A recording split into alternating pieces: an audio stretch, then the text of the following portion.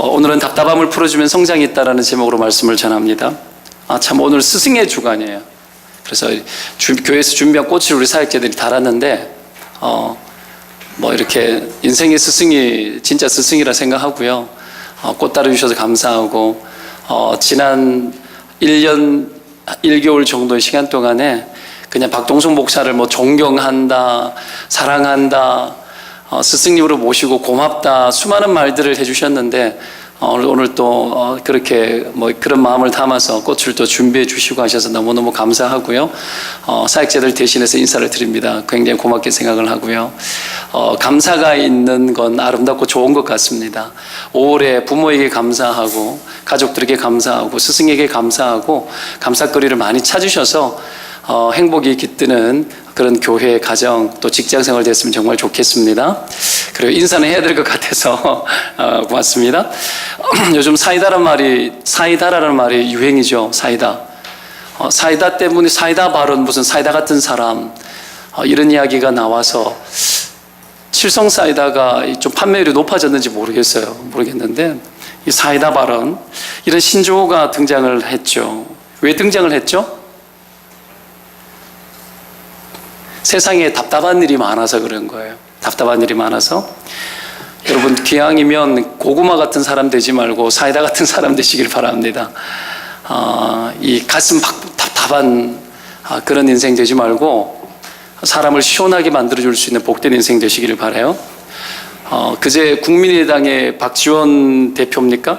이분이 저는 정치 이야기 별로 하지 않는데 그냥 그 민정수석된 조국 교수를 칭찬을 하면서 글쎄요, 문재인 후보 곁에 조국이 없었다면 우리가 승리하지 않았겠느냐, 안철수가. 그러면서 왜 이 안철수 옆에는 조국 같은 사람이 없냐 이런 이야기를 하는 거 보면서 이게 무슨 얘기죠? 그분이 볼 때는 조국 교수가 답답함을 해소시켜주는 사이다 같은 사람으로 보았던 거겠죠. 그렇죠? 정치에도 인물론이 되게 중요하잖아요. 그렇죠? 그래서 누구를 등용하느냐, 누가 옆에 있느냐, 그것에 따라 가지고 어떤 이 대통령이 더 능력 있게 할 수도 있고 아니면 그것 때문에 오히려 정치가 더 무너질 수도 있고 그런 것 아니겠습니까? 여하튼 국가도 정치도 잘 되려면 사이다 같은 사람이 필요하고요. 가정도 잘 되려면 이 사이다 같은 어떤 사람, 사이다 같은 존재들이 필요하고 교회도 마찬가지인 것 같습니다. 교회가 잘 되려면 교회도 이 사이다 같은 존재가 필요합니다. 그래서 속이 시원시원하게 해주고 답답함을 풀어주고 그런 교회. 그 예배 때 왔다가 여러분의 답답함을 좀 해소해가는 그런 예배. 박동숙 목사가 여러분들에게 좀 아주 톡 쏘는 사이다 같은 존재가 되었으면 정말 좋겠습니다. 좀 아멘 해주시기를 바라고요. 오늘 본문에 이 바나바라는 인물이 등장하지 않습니까? 이 사람 사이다 같은 사람이에요. 이 바나바가 이런 역할을 잘하는 사람이었죠. 알다시피 사울이 회심을 했고 3년 동안 아라비아 광야에서 하나님을 만나고 훈련을 했습니다.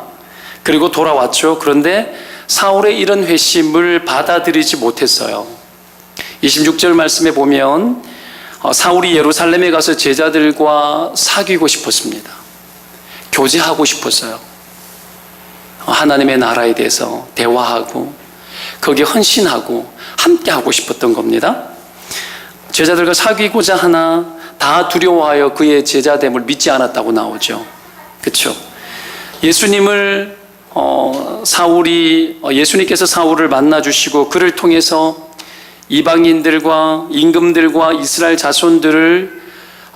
자손들에게 자기 이름을 전하는 그런 그릇으로 주님이 불렀다고 분명히 말을 하고 있고 그렇게 쓰여야 되는데 회심 자체, 그가 예수님을 믿고 제자 됐다는 것 자체에 대해서 믿지를 않으니까 풀어지지를 않는 거죠. 부르심을 입었는데 자기의 그 부르심을 믿어주지를 않는 거예요. 얼마나 답답합니까? 이거 속이 터지는 거죠. 사도들마저도 그에게 손을 내밀지 않아요. 모든 사람이 계속 의심을 합니다. 아무도 자기 자신에게 확 다가서지 않아요. 거리를 두고 의심의 눈초리를 가지고 바라봅니다. 우리가 어서 낯선 상황 속에 들어가거나 새로운 환경에 들어가면 이런 것들을 경험하죠. 직장 생활을 하거나 교회에 누가 와도 혹시 저거 신천지 아니야? 이런 눈으로 보게 되고 이런 일들이 굉장히 많이 있습니다. 마음을 열지 못하고 혹 너무 열심을 내면은 저 이상해 또 이렇게 볼 수도 있고요. 이런 어떤 우리의 거리감을 가지고 상대를 대할 때가 정말 많은 거죠. 여러분 보십시오. 소명이 나를 힘들게 하지 않아요. 하나님은 우리를 부르시고 소명을 주셔요. 그게 힘들게 하는 것이 아니고요. 그것보다 더 힘든 것이 뭔 줄 아셔요? 사람들이 바라보는 편견이 힘들게 만들어요. 소명이 힘들지 않아요. 그 소명대로 살려고 할 때 오는 사람들의 반응이 힘든 거죠. 알다시피 사울은 신약 성경에 13권을 썼던 사람이에요. 어마어마한 어떤 지식인이었고 하나님의 종이었죠. 그리스도를 위해서 얼마나 고난을 받아야 될지에 대해서 예수님이 애초부터 예고하셨어요. 사도 바울처럼 한 번에 죽어버리면 관계없지만 사도 바울처럼 살아서 고난을 끝없이 당하는 이 삶은 정말 쉽지 않습니다.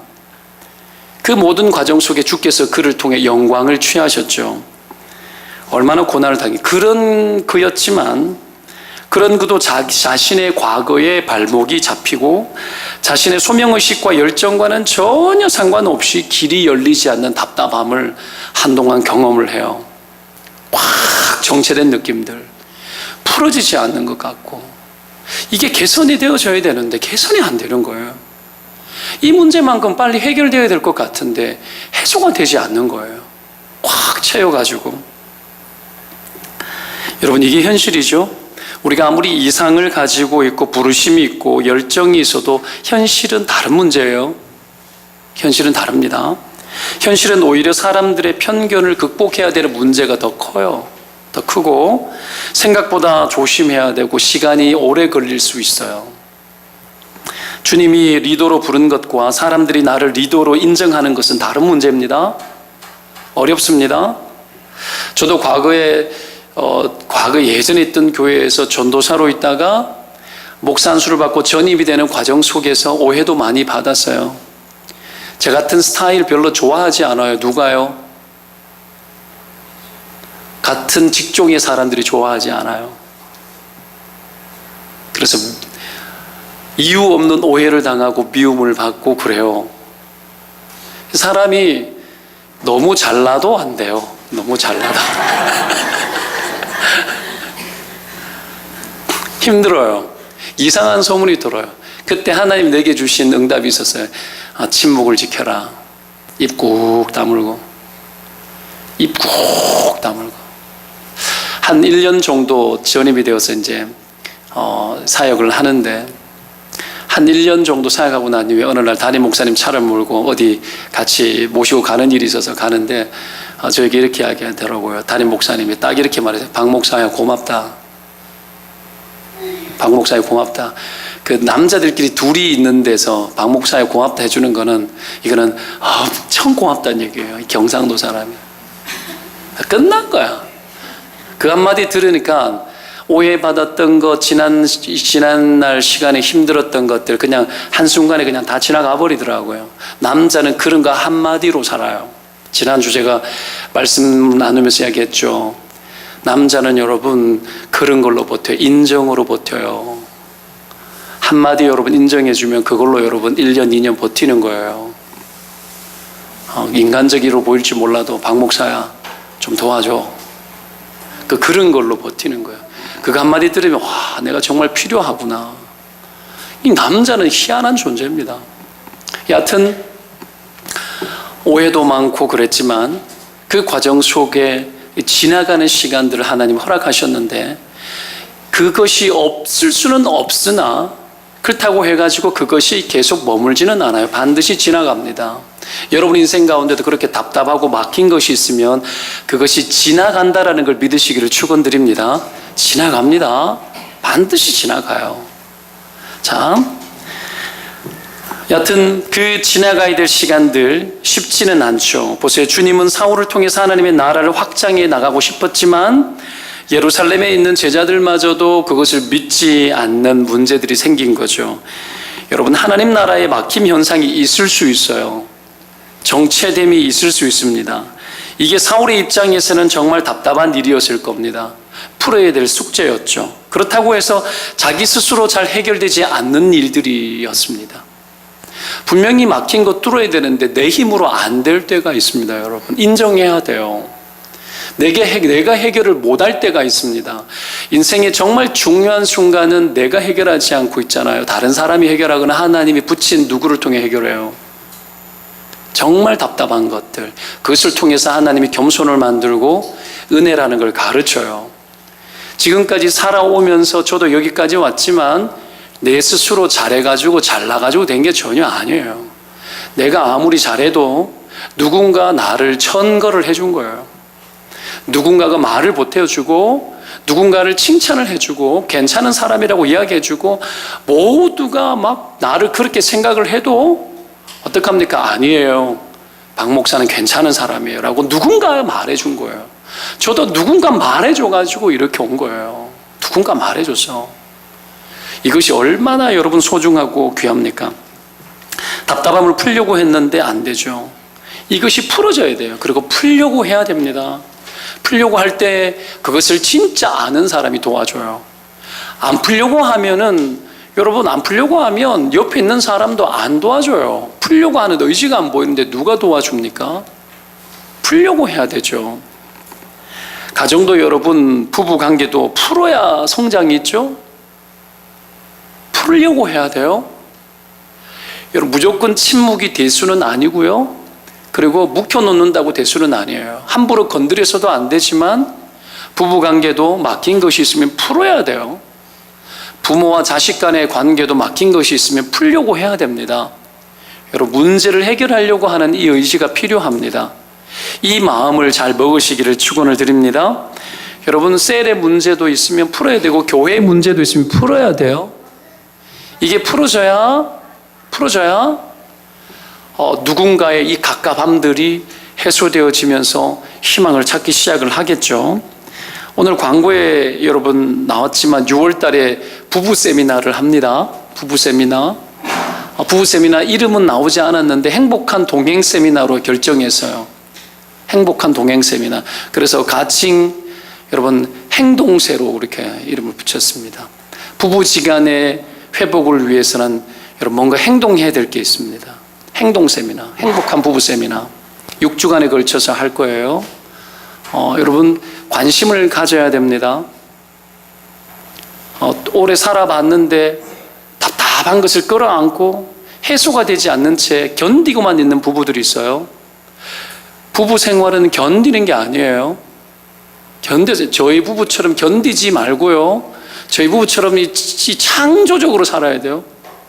우리는 별로 견디는 게 없어요. 뭐 참고 내가 한번 두고 이런 거 거의 없어요. 거의 없어요. 가끔씩 한 번씩 이렇게 올라올 때 있는데 거의 없어요. 되게 좋아요. 갈수록 좋다니까요. 갈수록 좋을 수 있어요. 갈수록 좋은 부부관계. 이거 막힌 것을 해소해내야 돼요. 인간관계의 가장 기초지만 애정 욕구가 가장 강한 부부관계 속에서 충돌 요인이 제일 많습니다. 아담과 하와가 부패했죠. 범죄 심리가 막 들어오지 않습니까? 이번 주 셀 모임 보면 그렇게 나오죠. 쭉 들어오는데 마지막에 뭘로 연결되어져요? 다 좋아요. 뭐 타협도 하고 뭐 죄를 어떻게 해요? 발전도 시키죠. 남편에게도 줘서 먹게 하고 두렵기도 하고 숨고 뭐 하나님의 가죽옷을 지어 입히기는 하지만 결국은 마지막에 나오는 게 뭔 줄 알아요? 부부간에 탓하죠. 보세요. 인간 창조 이후에 선악과의 그 결과가 뭘로 오느냐면 부부간에 서로 탓하는 것으로 끝나요. 하나님이 주셔서 내게 준 그 여자가 좋으라 해서 먹었다고. 부부간에 원망이 나오고 부부간에 탓함이 나오죠. 이걸로 끝나요. 창세기에 여러분 이 범죄의 종결점은 부부관계에 있었어요. 끝나는 거예요. 물론 있는 인간 유일한 인간이었죠. 탓함으로. 여러분 이렇게 끌어안고 이 문제를 끌어안고 우리가 끊임없이 발전 없이 살아가는 건 굉장히 위험합니다. 왜 위험할까요? 우리 둘은 싸우고 관계 안 좋으면 끝나. 뭐 이혼하면 끝날 수도 있어. 근데 누가 있어요? 아이들 있죠. 아이들 있죠? 아담이 아이를 낳았을 때 여러분 자기를 닮은 아이, 자기의 형상을 닮은 아이를 낳았다고 여러분 이번 주 본문에 나오죠? 여러분 자기의 형상, 아담의 형상을 닮게 되어 있어요. 부모가 자식이 부모를 닮는다고. 저는 그렇게 본문을 봤어요. 자식이 부모를 닮는다고요. 나쁜 걸 하면 나쁜 걸 닮아요. 관계가 상해 있으면 상한 부부 관계의 것에서 닮은 것이 있다고요. 이게 해소되어져야 되죠. 그래서 소망을 가지고 여러분 이 행동세, 이 부부 행복한 동행 세미나에 많이 뽑지도 않아요. 많이 뽑으면 한 7상 그 정도 할 거예요. 돈도 주셔야 돼요. 부담감을 가지고 마음을 가지고 좀 들어올 필요가 있습니다. 뭐 얼마나 잘하나 보자. 여러분들이 하는 거예요. 대부분 강의 중심이 아니야. 강의 중심이 아니야. 잃어버린 감정도 찾아주고 하는 여러 가지 여러분 좀 재미나고 그리고 잃어버렸던 것을 다시 회복하고 찾아가는 어떤 과정이에요. 어떤 유명한 분의 이론을 근거로 우리 아내가 그 이론을 근거로 만들어낸 부부 세미나예요. 아내를 우습게 생각하지 마시기 바랍니다. 공부 많이 한 여자예요. 그래서 이 부분들을 실제적으로 거기에 맞추어서 찾아나가는 것들을 우리가 하려고 합니다. 그래서 관심을 가져주시기를 바라고요. 여러분 이런 일들, 답답함을 풀려고 하는 이런 일들이 필요합니다. 여러분 그럴 때에 이 사이다 같은 일들이 일어나는 거예요. 여러분 하려고 할 때 사울도 풀려고 했죠. 그랬을 때에 답답함을 해결해 주기 위해서 바나바가 등장을 해요. 풀려고 해야 풀립니다. 아무도 나서지 못할 때 바나바가 뛰어들어서 사울을 변호하고 보호해주고 예루살렘 교회에 소개해주고 그렇게 하죠. 바나바는 참 따뜻하고 인간미가 있는 사람이었던 것 같습니다. 사울의 답답함을 자기의 답답함으로 여겼죠.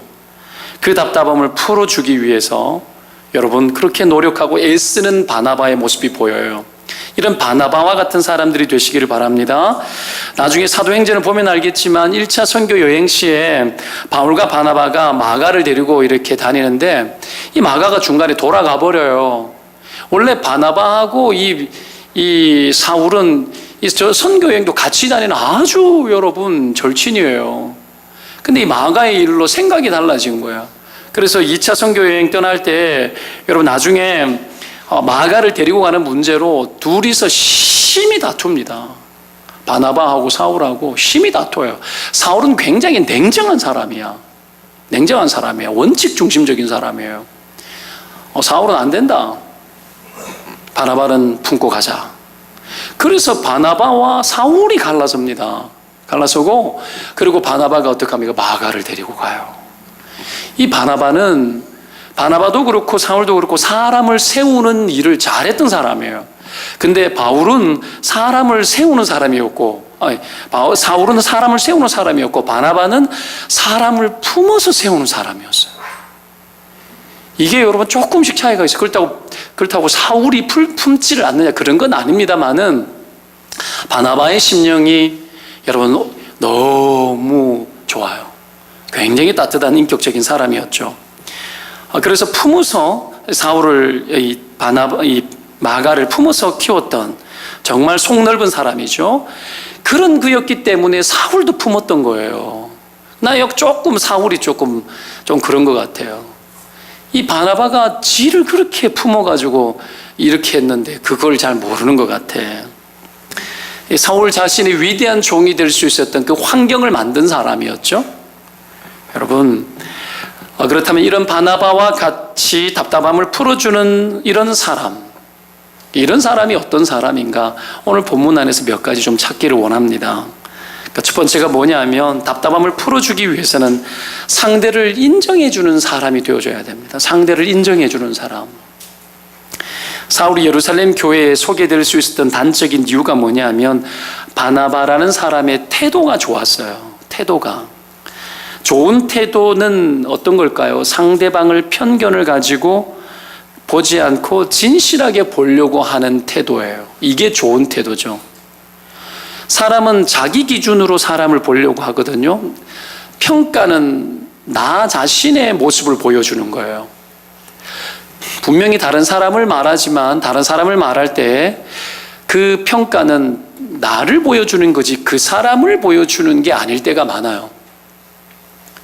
저 사람은 이래저래 잘 보는 것 같지만 그렇게 보는 것이 바로 내가 가지고 있는 한계예요. 한계.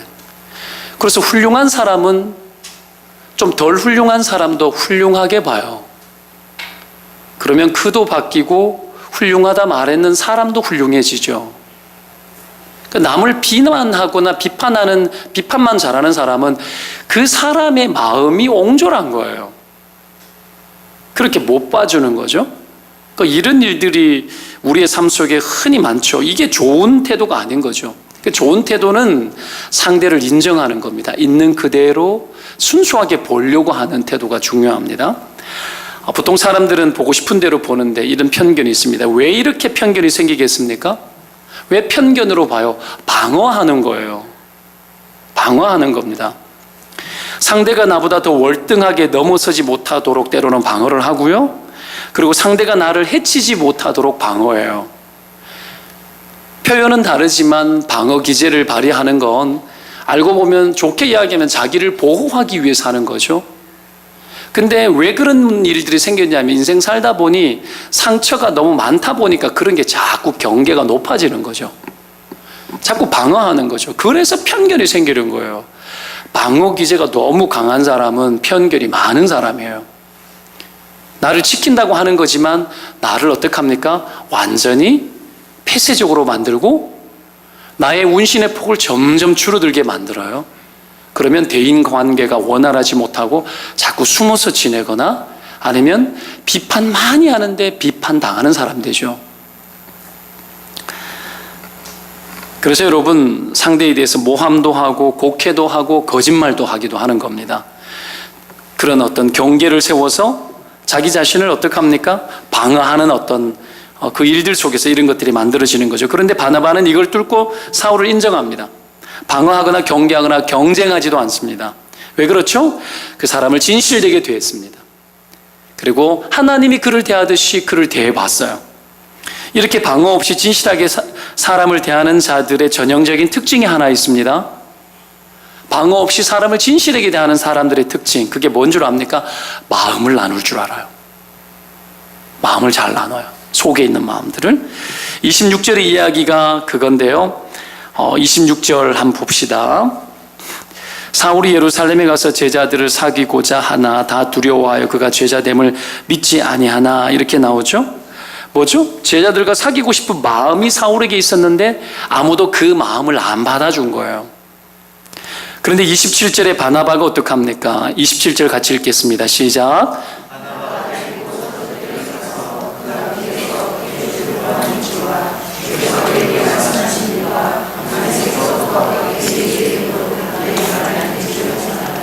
자, 27절대로 바나바가 사울을 데리고 모든 경험했던 것들을, 사울이 경험했던 것들을 가서 변호해주고 말하지 않습니까? 이렇게 구체적으로 다 말을 했다라는 건 바나바가 사울과 함께 있으면서 교제도 하고 그리고 마음도 깊이 나누었다는 얘기예요. 26절에 누가가 이 사귀고자 하나라고 누가가 표현한 이거는 여러분 바나바 입장에서 봤을 때 너무 이 사울에게 있어서는 답답한 부분이었을 겁니다. 이 바나바가 이걸 답답하게 여겨줬죠. 그래서 이 모든 것들이 어디서 나왔느냐? 사람을 진실하게 대했던 바나바였기 때문에 마음을 소통했다는 거죠. 그 마음의 소통을 통해서 이 모든 것들을 깊이 이해하고 안타까이 여긴 거죠. 여러분 사람을 안타까이 여겨야 돼요. 긍휼히 여기는 마음이 필요해요. 사람의 마음을 여러분 때문에 잘 알기 위해서 해야 될 게 뭐냐면 함께 교제하는 걸 잘해야 됩니다. 교제하는 거. 하나님이 왜 우리 마음을 잘 알죠? 하나님과 우리의 마음도 잘 알기 위해서는 어떻게 해야 됩니까? 함께 소통해야 되죠. 교제해야 됩니다. 그래서 예수님의 이름이 임마누엘이에요. 자기 백성과 함께함이라. 하나님이 우리와 함께하기 때문에 우리를 잘 아시는 거죠. 마찬가지예요. 사람의 마음을 잘 알려면 함께 할 수 있어야 됩니다. 교제하고 마음을 나눠야 돼요. 이 바나바가 속 깊은 사람인 거죠. 이 사울의 마음을 깊이 들여다봤습니다. 이런 사람 되시기를 바랍니다. 하나님이 이런 사람이 어떤 사람이라고 봐요? 순수한 사람이라고 보는 거예요. 의도성을 가지고 안 보는 거예요. 이런 사람이 순수한 사람이에요. 여러분 순수하셔야 돼요. 사람을 여러분 편견으로 보면 안 돼요. 경계하면 안 돼요. 함부로. 사람을 있는 그대로 순수하게 대하고 마음을 소통해야 돼요. 여러분 안 되는 공동체의 첫 번째 특징은 마음을 안 나눠요. 속 이야기를 안 하죠. 그러면 풀어질 일이 없어요. 도울 일도 없어집니다. 때문에 잘 나눠야 되겠죠. 교제가 없는 공동체는 위험한 공동체입니다. 마귀가 다 허락합니다, 여러분. 마귀를 잘 보세요. 마귀는 다 허락해요. 다 허락해요. 예배도 잘 드리고 일도 열심히 하라 그럽니다. 근데 뭘 못하게 하는 줄 알아요? 교제하지 말라 그래요. 잘 보세요. 이것만큼은 마귀가 잘 허락하지 않아요. 그래서 교회사 역사 속에서 초대교회는 깊은 교제가 많았습니다. 근데 교회가 기독교가 국교화되어지고 하면서 교회가 정치화되어지고 교회가 어떻게 합니까? 이 수평적 소통이 안 일어나고 상하 굴욕적인 복종하는 어떤 교회사에 이 암흑기가 펼쳐집니다. 웃기는 거죠. 그래서 대형 그룹이 모여지기 시작하는 거예요. 소그룹 가정교회들이 사라지는 거예요. 그래서 심각한 교회사의 위기가 왔던 겁니다. 타락한 이유가 거기에 있는 거예요. 마귀가 그런 거예요. 교제만 하지 말고 다 해라는 거야. 다 하라는 거야. 일도 열심히 하고 너희들 와서 예배도 열심히 드려라는 거죠. 소통은 하지 말라라는 거죠. 여러분 우리는 성도가 서로 교통하는 것을 믿습니다. 사도신경 조금 전에도 고백했죠. 성도가 서로 교통하는 것과 여러분 그것을 믿는 거예요. 이게 하나님의 뜻이기 때문에. 초대교회가 위력적인 이유가 여기에 있었습니다. 거룩한 소통을 냈고 마음을 나눴고 서로를 진실하게 봤어요. 그러니 진실하게 보다 보니까 그 마음이 이해되어지고 그 마음을 돕기 시작하고 사정을 알다 보니까 있는 거 팔아서 어려움을 돕기 시작한 거예요. 인간이 얼마나 나쁘게 살아왔고 죄되게 살아왔는지 깨닫기 시작하고 회개가 일어나고 서로의 필요를 돕더라는 거죠. 사이다 같은 교회들이 막 만들어진 거죠. 그러니 그걸 보고 믿는 자의 숫자가 날마다 더해진 거예요. 왜? 답답한 게 교회 가니까 다 풀어지더라는 거죠. 여러분 이 교회가 정말 답답한 것을 풀어내는 교회 되기를 바라고 여러분의 인생도 남의 마음을 시원하게 해주는 그런 인생들 되시기를 축원드립니다. 여러분 사도행전 4장에 보면은 바나바의 원래 이름이 요셉이에요. 근데 바나바라는 별명을 붙인 거죠. 권위자, 위로자라는 뜻인데 여러분 상대의 마음을 잘 헤아리는 위로의 아들이라는 뜻이에요. 바나바라는 이름이 위로의 아들. 정말 위로를 잘했던 거죠. 위로하기 위해서는 마음이 좋아야 되는 거예요. 이 바나바는 마음이 따뜻했어요. 여러분 마음이 따뜻한 사람들이 되시기를 바라요. 마음이 따뜻한 남편이 되고 아내가 되시기를 바랍니다. 이 따뜻해야 돼요. 따뜻해. 이게 얼마나 좋아요. 우리 임 집사님 이야기 좀 할게요. 우리 임종수 집사님 부부 오늘 이번에 그 연휴 때 시골에 다녀왔던가 오늘 상추를 이만큼을 들고 왔더라고. 마음이 따뜻한 사람이야. 마음이 안 따뜻한 사람은요 썩어 문드러져도 안 들고 와요. 마음이 따뜻하니까 상추를 이따만큼 들고 온 거예요. 이따만큼요. 한 수레를 들고 왔어요. 과장을 좀 했어요. 그걸 나눠주려고 오는 거죠. 마음이 따뜻하니까 그런 거예요, 여러분. 이게 얼마나 여러분 소중하고 중요한지 아십니까? 오늘 스승의 날이잖아요. 우리 사역자들 마음 따뜻한 사람들이에요. 이런 이야기 죄송한데 이 사역자들이 교사들 수고한다고 사역자들이 자기 돈 털어가지고 선물을 다 준비를 하더라고요. 원래는 여러분 이래 해도 되지만 원래는 사역자들에게 하부 밑에서 위로 올려 보내줘야 애들에게 교육이 돼요. 그걸 잘 하셔야 돼요. 마음이 따뜻해야 돼요. 따뜻하셔야 돼요. 근데 사역자들이 그렇게 얼마나 마음이 따뜻합니까? 고맙지 않습니까? 이 따뜻한 사역자를 부담 주려고 하는 이야기가 아니라 이 따뜻함이 있어야 공동체가 여러분 쿨해집니다. 쿨해집니다. 이걸 잃어버리면 안 돼요. 이게 시원하게 만들어줘요. 주일날에 밥 먹잖아요. 우리 교회 이상한 교회예요. 왜 자꾸 밥을 싸요? 이게 뭔가 누군가에게 여러분 답답한 체증들을 풀어주는 일들이에요. 이런 게. 여러분 세상에 제일 좋은 게 뭐예요? 공짜잖아요. 은혜가 왜 좋아요? 공짜니까 좋은 거예요.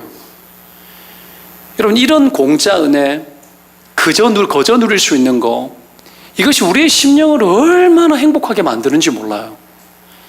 초대교회가 이런 유무상통이 있었는데 다 무료였어요. 무료. 다 무료. 세미나는 무료 아니에요. 강사가 다 무료예요. 여러분 이런 것들이 우리에게 엄청난 위력이 되어지고, 여러분은 잘 모를지 몰라도 우리 교회 참 좋은 교회다라는 느낌이 든다라는 것 자체만으로 좋은 거예요. 이 땅에 많은 교회들이 있지만 그 교회를 다니면서 교회 갈 때마다 막 답답해 미치겠다고 가는 사람들이 정말 많습니다. 여러분들도 그런 경험 해보신 적 있으시죠? 교회 가는 것이 너무 힘들어. 교회 가는 것 자체가 너무 고통스러워. 때로는 목사님의 설교 듣는 것이 너무 힘들어. 또 저 소리 하나, 지금 무슨 의도를 가지고 또 저 소리 하겠네, 돈 내라는 소리네. 결론을 너무 쉽게 내리기도 하고, 교회도 그런 너무 빤한 교회로 막 가니까 답답해 속이 막 터지는 일들이 이 땅의 교회들이 정말 많습니다. 근데 그런 것들을 여러분 이 교회 안에서 그런 것들을 보지 않고 좋아, 너무 좋아, 이것만 되어줘도 정말 좋은 거예요. 이것이 여러분 이 교회의 정말 능력이 될 줄로 저는 확실히 믿습니다. 여러분 그렇게 해서 어떡합니까? 이 상대방의 마음을 잘 헤아리는 이런 따뜻한 가슴, 이 바나바가 그런 사람이었어요. 상대방을 인정해 주는 거예요. 있는 그대로 인정해 주고, 그리고 그의 마음과 소통할 줄 알고 순수하게 받아들이는 거, 이것을 통해서 사람의 답답함을 풀어주는 거예요. 누구 하나가 내 마음을 알아주고 누구 하나가 내 마음을 들어준다면 사람은 행복할 거라고 저는 생각을 합니다. 이런 바나바가 사울 옆에 있었던 거죠. 인생이 답답한 것은 내가 해결을 못합니다. 내 코를 내가 못 풀어요.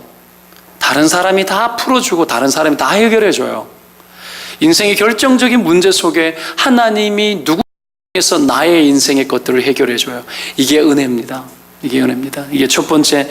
그래서 상대방을 우리가 여러분 있는 그대로 대하는, 인정하는 태도가 필요하고요. 두 번째가 뭐냐면 섬김을 통해서 상대의 디딤돌이 되어 주려고 해야 돼요. 섬김으로. 바나바는 상대와 깊은 교제를 통해서 마음도 잘 나누었지만 그 사람의 형편이 보일 때 그 사람의 필요를 잘 돕는 사람이었어요. 초대교회 때도 있는 것을 팔아 교회에 갖다 바치는 것이 바나바 이름이 기록이 되어져 있잖아요. 필요를 빨리 체크하는 사람이었어요. 이 사람이 무엇이 필요하지? 이걸 빨리 체크하는 사람이었죠. 이게 섬김이죠. 섬김은 상대방에게 맞도록 돕는 거죠. 맞도록. 사울과 교제하다 보니까 어떤 형편인지 마음 상태가 어떤지 그게 자기 자신에게 전달이 되어졌습니다. 여러분 우리가 교제하는 이유가 여기에 있어요. 교제를 하다 보면 섬길 것이 보입니다. 코이노니아라는 말이 있어요. 교제라는 말에 디아코니아라는 말도 있어요. 섬김이라는 뜻이에요. 그래서 코이노니아와 디아코니아가 같이 돌아가야 돼요. 교제를 해야 그 사람을 알 수 있는 거죠. 소통하지 않으면 내가 죽어도 사람이 몰라요. 그래서 여러분 가나안 신자는 좋지 않습니다. 홀로 교회 예배만 왔다 갔다 하는 것은 별로 좋지 않아요.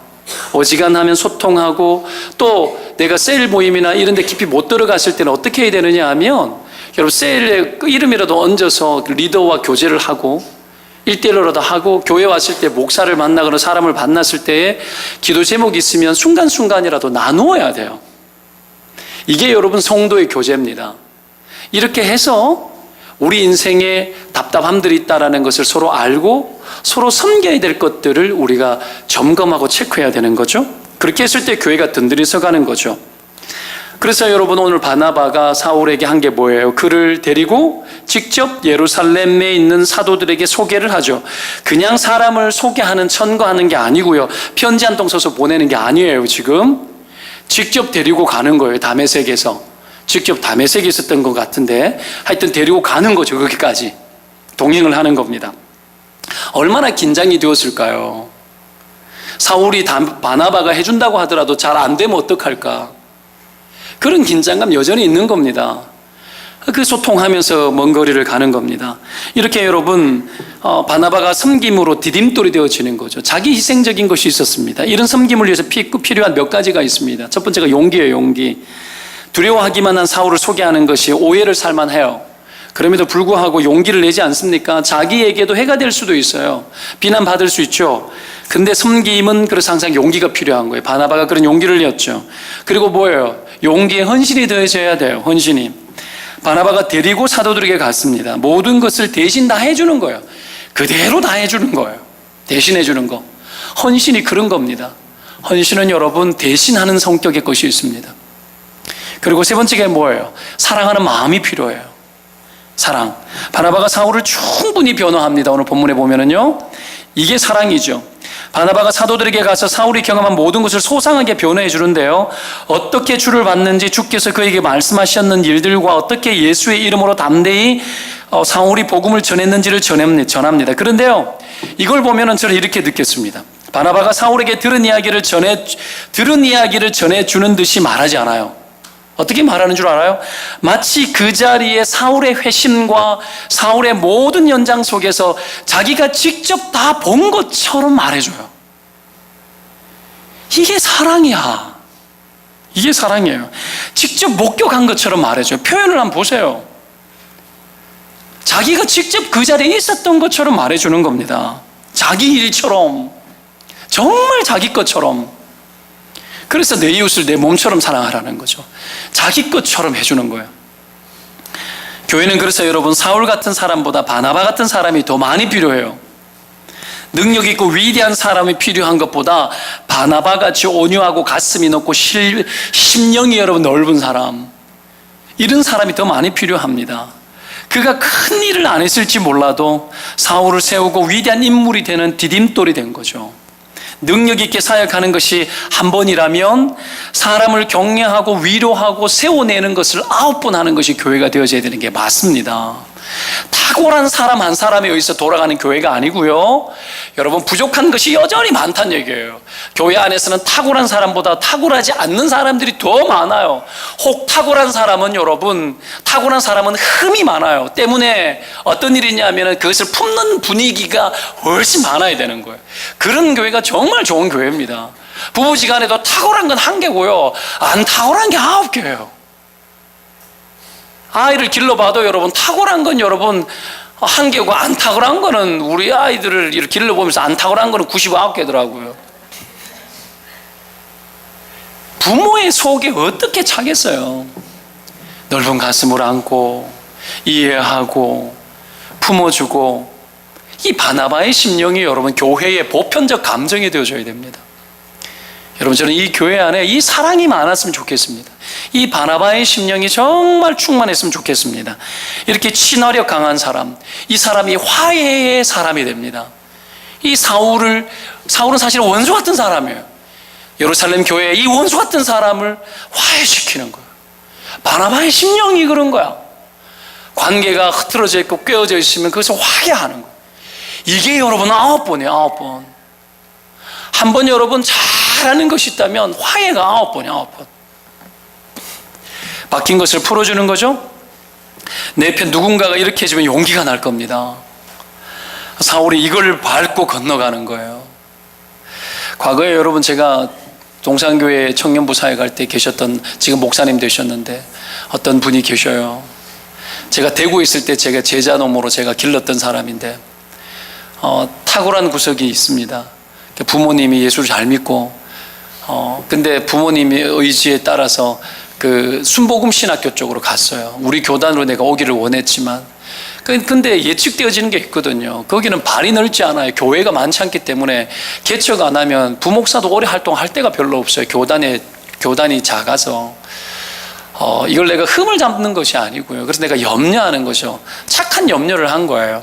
권했는데 고집은 또 똥꼬집은 너무 세요. 지 마음대로 그냥 결정해가지고 가더라고. 알았다 그래. 그러고 나니 어머니도 돌아가시고 아버지도 돌아가시고 그러다가 어느 날 내한테 전화가 왔는데 서울의 조그만 교회에서 교육전사 하다가 전화가 왔는 거예요. 목사님 뭐 이렇게 호주 가려고 그런다고 뭐. 내가 왜? 그러니까 그냥 뭐 거기에 가서 그 호주에서 그냥 거기 있는 신학교도 가고 내가 보니까 분위기 심상치 않은 거야. 이거 전화했는 게 목사님 나 좀 붙잡아 달라 이런 느낌처럼 들리는 거예요. 이걸 보는 게 중요해요. 눈치가. 이 인간이 어지간해가지고 전화 안 하거든요. 고집 씌가지고. 내가 그날 바로 와라. 바로 와. 바로 와라 그랬어요. 바로 와서 어떻게 교회에서 만나고 우리 집까지 데리고 왔어요. 내가 그러지 마라. 스스로 인생의 해결을 못 보는 거예요. 그러면 안 된다. 너 그런 식으로 해가지고는 안 된다. 그래서 제가 어떻게 했느냐 하면 학교 그만두고 휴학해라. 휴학하고 총신대학교 다시 준비해라. 1년 준비해라. 대신에 내가 너를 전도사로 내가 쓰겠다. 다른 교단이잖아요. 다른 교단이잖아요. 내가 대신에 청년부 전도사로 내가 어떻게 자리를 만들어서 어떻게 할 테니까 들어와라. 그러고는 어떡합니까? 제가 교회에 다 설득한 거예요. 교회 담임 목사님, 그 위에 사람을 올려내는데 행정 목사, 교구 담당 장로님 일일이 만나서 설명 다 하고 좋은 사람이라고 신학교 준비하면 된다고. 타 교단 사람 불러다가 어떡하면 교육전사 시킨 거예요. 앉힌 거예요. 여러분 그렇게 해준 거예요. 답답한 것을 풀어주는 거죠. 이 사람을 세우려고 하는 거. 그게 희생이에요. 희생이고 사람을 세우기 위해 가지고 헌신하는 거예요. 이게 디딤돌이 되어지는 거예요. 누군가가 디딤돌이 되어줘야 그 사람이 살아요. 그 사람이 나를 밟고 지나가는 거예요. 내가 희생하는 거예요. 물론 들어와 가지고는 잘했죠. 사람들이 그 어떤 누구도 흠을 잡지 않아요. 잘했죠. 그러나 보십시오. 그 수고스러움을 해주지 않으면 잘못하다면 사람의 길을 방향을 잃어버릴 수도 있는 거죠. 이런 일들이 인생 가운데 너무 많다라는 거예요. 그걸 잡아줘야 됩니다. 때문에 누군가의 디딤돌이 되어주시기를 바랍니다. 비빌 언덕이 되어주시기를 축원드립니다. 교회는 그런 곳입니다. 남이 좀 기대도록 만들어 주십시오. 그리고 답답한 것을 좀 풀어주는 그런 요소를 많이 가진 사람들이 되시길 바라고요. 마지막으로 답답함을 풀어주기 위해서는 마음껏 사역할 수 있도록 기회도 제공해 줘야 돼요. 마음껏 사역할 수 있도록. 바나바가 사울을 예루살렘 교회에 소개한 이유가 뭐죠? 사역할 기회, 정말 공인된 사람으로 마음껏 복음을 위해서 헌신할 수 있도록 길을 열어주고 싶었던 것 아니겠습니까? 그래서 공개적으로 공식적 절차를 만들어서 어떻게 하면 공인시키는 거예요. 딱 이 사람은 하나님의 영광을 위해서 사는 사람이라고. 여러분 예루살렘 교회가 어떻게 합니까? 공포해 주는 거예요. 이걸 만들기 위해서 그렇게 하는 거 아닙니까? 28절에 사울이 제자들과 함께해서 예루살렘에 출입했다고 하지 않습니까? 마음껏. 이제는 경계의 대상도 아니고 오해의 대상도 아닙니다.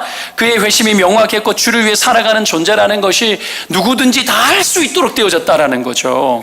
그러니까 여러분 29절에 마음껏 사역하게 된 겁니다. 29절을 다시 한번 읽어보겠습니다. 또 주 예수의 이름으로 담대히 말하고 헬라파 유대인들과 함께 말하며 변론하니 그 사람들이 죽이려고 힘쓰거늘. 자요, 마음껏 사역했습니다. 교회를 출입하면서 마음껏 사역했는데 사울이 여러분 기회가 열린 거죠. 누군가가 디딤돌이 되어지고 인정해주고 도와줄 때에 그 사람의 진가가 발휘되어집니다. 인생의 꽃은 여러분 누군가가 도와야 꽃이 펴요. 여러분 이 사울이라는 인생도 이 바나바가 도와주고 결국 예루살렘 교회가 함께 도와주기 시작할 때에 그가 가지고 있었던 그 복음의 꽃이 피기 시작하는 거예요. 자기의 역량들이 막 발휘되어지기 시작합니다. 여러분 사울은 그 힘을 입어서 자신이 핍박했던 예수의 이름으로 담대히 말하고요. 그리고 헬라파 유대인들과 함께 변론했다고 나옵니다. 자기의 기능을 충분히 발휘한 거예요. 가말레알 문화에서 배웠던 그의 지식과 능력과 여러분 아라비아 광야에서 3년간 묵상했던 하나님에 대한 모든 복음의 통합성, 유대교만 믿고 구약의 하나님만 알다가 예수 그리스도를 통해서 구원이 왔다라는 이 진리가 그 안에 여러분 통합되어지고 꿰어지면서 경험했던 모든 진리의 보고를 열기 시작합니다. 거기에서 실력 발휘하는 거죠. 막 쏟아내리기 시작하는 겁니다. 충분히 기능을 발휘하는 거죠. 거기에 변론을 하는 겁니다. 이게 되어져야 됩니다. 여기까지 올라와야 돼요. 성도가 되어져야 될 일이 이겁니다. 나의 모든 것이 동원되어져서 주님을 위해서 실력 발휘가 충분히 되어지는 여러분 인생의 복음의 피치타임, 이런 것들이 여러분 충분히 올라와야 돼요. 인생 살면서 이것이 없이 살아가는 것은 인생을 잘못 사는 겁니다. 우리가 주님의 부르심을 입고 구원을 입어서 여러분 복음으로 하나님의 나라를 흥하게 하는 일에 내 인생이 들여지고 집중되어져서 그것 때문에 내가 가지고 있는 인생의 모든 것들이 다 통합되어져서 하나님의 영광 가운데 귀하게 쓰이는 그 인생의 실력 발휘, 이런 타이밍들이 여러분 우리 가운데 주어져야 됩니다. 이 교회가 하나님이 세워진 그 이유가, 이 교회가 세워져서 하나님이 원하고 뜻하는 바, 하나님이 뜻하시는 모든 것들을 다 이루는 교회가 되기를 저는 원하고요. 저 개인의 인생에 유일한 소망이 있다라면 그랬죠. 이세 아들 다윗, 내 마음에 합한데 모든 뜻을 다 이룰 것이다. 교회를 통해서 하나님의 모든 뜻이 이루어지고 여러분의 인생이 교회를 통해서 하나님의 모든 뜻이 펼쳐지기를 축원드립니다. 이걸 원하셔야 합니다. 이게 되어져야 되는 거예요. 우리의 인생이 여기까지 올라가지 않고 여러분 복음의 밑바닥에서, 수면 밑바닥에서 늘 올라오지 못한 채 꼽히지 못하고 죽는 그런 인생 되면 안 돼요. 다 펴버려야 돼요. 여러분 다 펴야 돼요. 제일 안타까운 게 뭔 줄 아십니까? 꼽히지 못하고 죽는 거야. 꽃들도 보십시오. 꽃이 다 피지 못하고 먹물이 틀려 그럴 때 여러분 목 잘려 나가 떨어지면 여러분 안타까운 거, 그것보다도 더 안타까운 게 없어요. 사랑하는 여러분, 이 사울이 그렇게 쓰임받았습니다. 때문에 올라와야 됩니다. 충분히. 그래야 후회가 없습니다. 때문에 내 앞에 주어지는 기회가 있을 때 그 기회에 다가서서 자기를 실험해 봐야 돼요. 제가 청년 때 여러분 교회에서 글로리아라는 어떤 찬양 선교단 같은 것들을 했었는데, 찬양 목사가 찬미라는 단체를 창단하셨던 분이세요. 담당 목사님이, 찬양 목사님이. 뭐 그렇게 제가 노래도 잘 불렀어요. 그러다 보니까 여름에 수련회 같은데 자기가 고등부 담당하실 때인데 나를 불렀어. 부르더니 청년일 때 저에게 이렇게 시키는 거예요. 노래 한 곡 하고 간증해라 이러는 거예요. 그 뭐 압니까? 시키는 대로 해야죠. 뭐 그때 나이 25살 때인데 제가 뭔 간증을 하겠어요. 여러분 생각해 보세요. 근데 시키니까 해야 되는 거 아닙니까? 노래 한 곡 불렀죠. 가가지고 수련회 가가지고 지치고 상한 내 영혼을, 이 노래 알죠? 이게 내 인생에 나의 실체를 하나님 앞에 확인했던 찬양이에요. 그 찬양을 불렀죠. 뭐 그냥 멋들어지게 불렀죠. 부르니까 아이들이 좋아가지고 막 흥분을 하는 거예요. 아멘 하고 박수를 막 치고 그래 간증을 했어요. 이미 그때가 제가 죽었다가 살아난 이후였죠.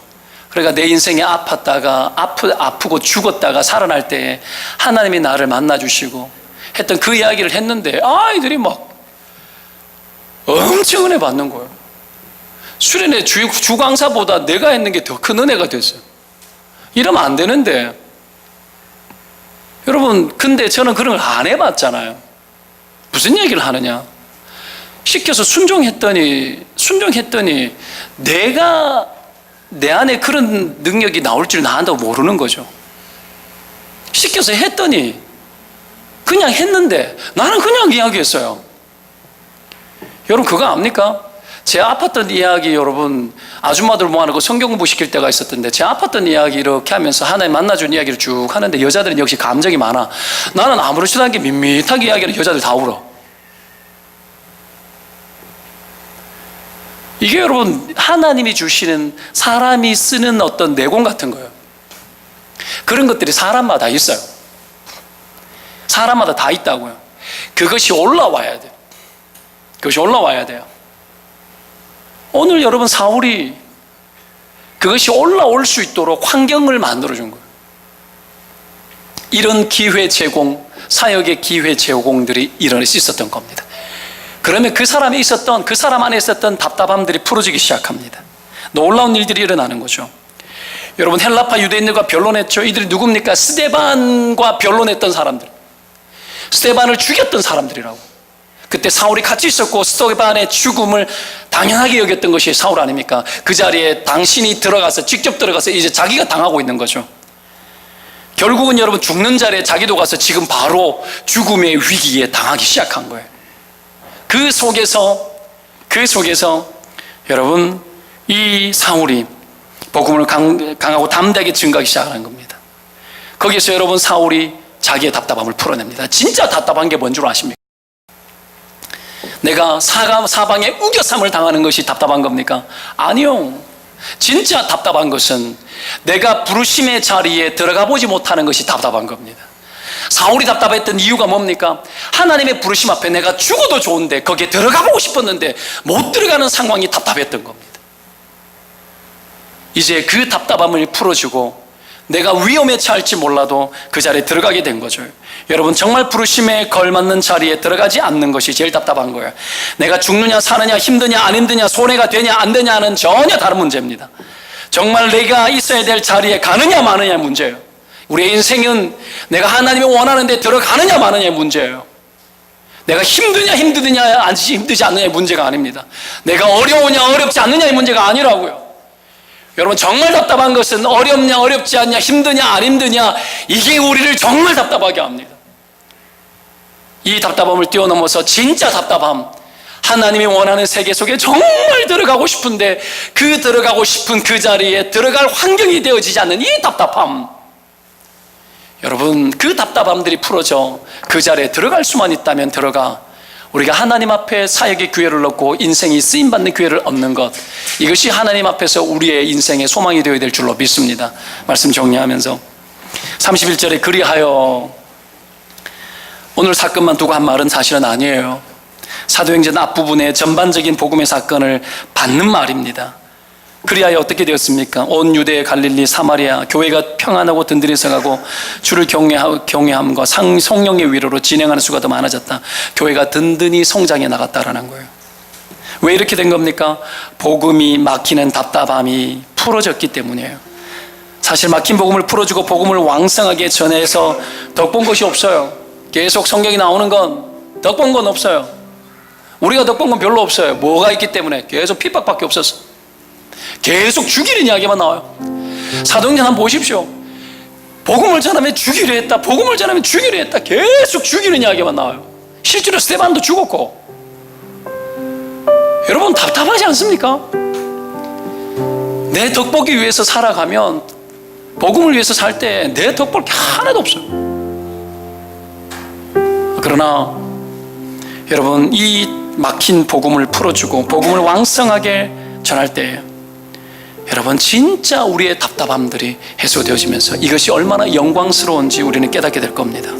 진짜 답답함은 복음을 복음대로 여러분 못 전해보는 겁니다. 하나님의 뜻대로 가보지 않는 겁니다. 이게 우리의 답답함이 되어져야 되겠고, 여러분 우리가 이 답답함을 풀어내고 정말 하나님의 그 뜻을 이루는 그 일 속에 들어가는 것이 우리 인생의 가장 든든함이 되어지고 우리 인생의 성장이 되어진다고 성경 분명히 기록합니다.